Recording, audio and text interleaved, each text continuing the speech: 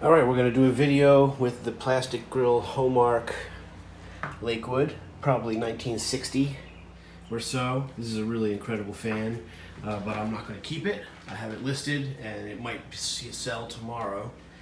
So we're gonna do one quick video, show it to you.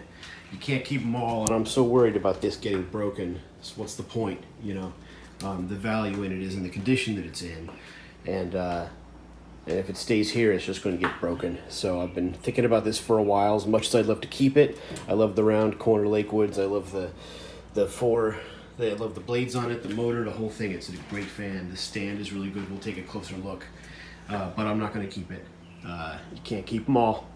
So there you go. So let's run it. All right. We got the light. A little better light here. We can see it. Quality fans. And you can see the stand's got the wheels. The rubber's nice on the wheels. I don't know if you saw this video before. It's got both rubber feet on the non-wheel side. There's an awesome sticker underneath here. I'm not going to flip it over, but there's a sticker underneath. It says the model of the stand itself. And then this is the 2-speed reversible, 60 cycles, 2.7 amps. And you can see high-low, either direction. I really like the knob, and I really like that it clicks pretty solid. Let's plug him in and give him a run. Handles here, just rare. It lost some paint up on top. The General Electric motor with the oil tubes. We got the UL sticker and the model sticker, which tells us that it's the model PRXC20, and those both look nice. It's got these really cool clips for the rear grille on the bottom side, and then on the top it just hooks in.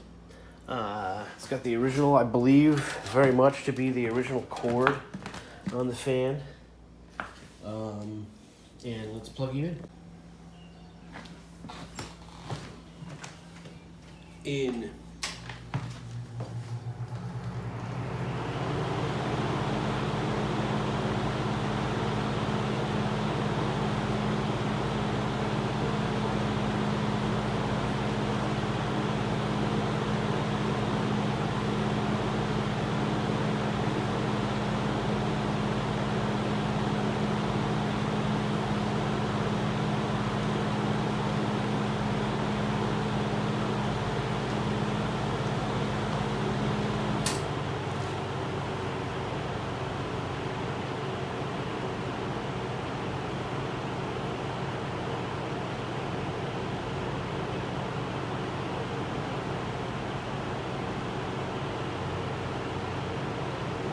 That's low, go off.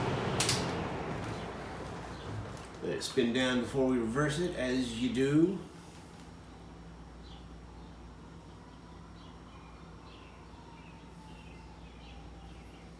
It's a pretty cool fan. Sad to see it go. But we still got the Air King on the stand. We haven't even had that one apart yet.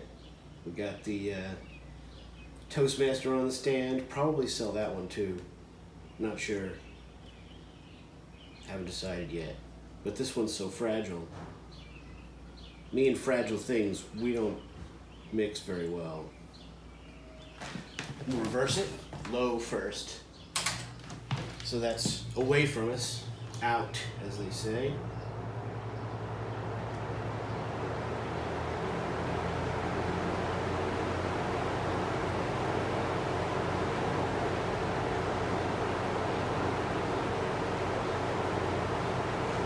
Super quiet, no rattles. Here's high and reverse. Fan is louder when you're on the reverse side of it, and that's the same with most fans. Here's your spin down in reverse. One of the projects we undertook with this fan was I rebuilt, or attempted to rebuild, the adjustment handle. I was really hoping to find that the fan moves easily up and down on the adjustable stand here, and I didn't find that to be the case. This stand is a piece of garbage. It looks awesome, and I like the way it rolls lengthwise, but it doesn't. I glued new felts in here. I got compressed felt. I don't know what to tell you. So, you know, if I was to keep this fan, I'd probably get rid of the stand and just keep it as a box fan. You know, it has a handle. It's a regular box fan. The Air King doesn't have a handle on it. So that one you'd have to keep on the stand or put a handle on it yourself. It's a little unusual. But yeah, pretty cool fan. You know, let's turn it around and see if we can get a startup sound for you. It's really quiet. It doesn't really have a startup sound.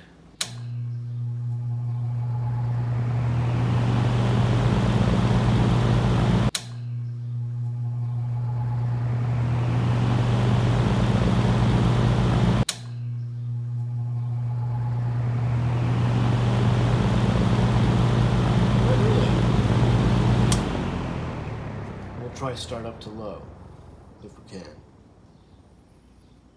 We'll let her spin down while we do.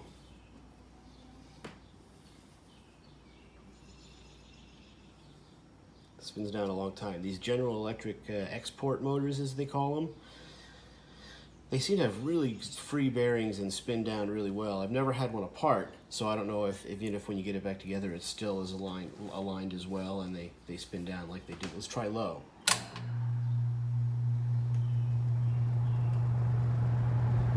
Not really. But that's okay, we still love her. She's a good fan. Runs really nice, super quiet. There is a bit of a dusty smell coming off the motor once it warms up a little bit, but I didn't have an air compressor at the time to blow the motor out.